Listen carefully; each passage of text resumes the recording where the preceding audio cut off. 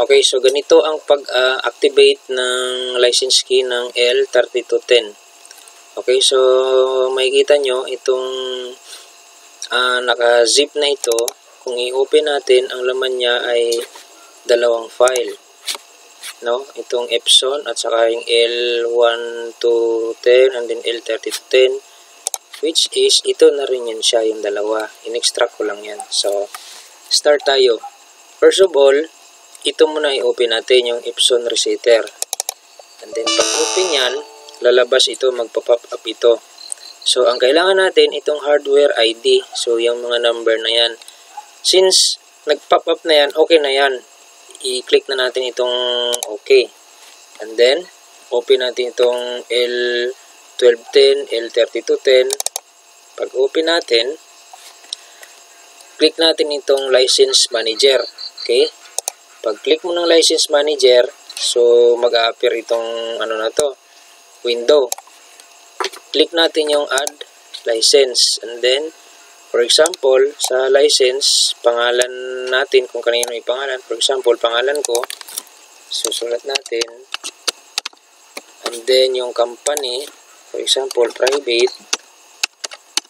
And then, pagdating dito sa hardware ID, Control V lang. Or right click and then paste.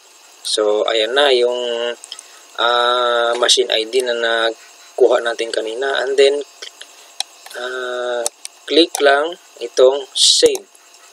Okay, once na maklik na yung save, balik tayo sa window na to and then create license key.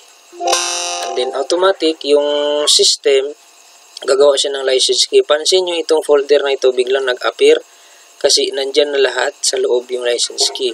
So, click natin itong okay. And then, close na natin. And then, try natin i-open ito. So, yan na yung license key ang makikita natin. No? And then, i-back muna natin. So, nakikita natin itong Epson Resetter na to. I-copy natin siya. Copy. And then, open natin itong folder na ito. And then, paste natin. Okay. So, once na ma-paste natin, refresh muna. So, ito na siya.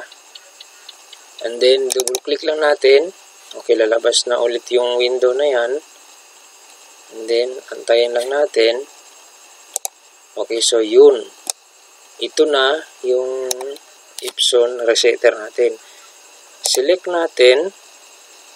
Makikita natin dyan sa model name yung L1210, L3210, 3250, 3251, 3260, and L5290.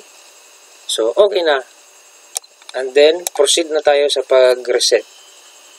So, yun lang.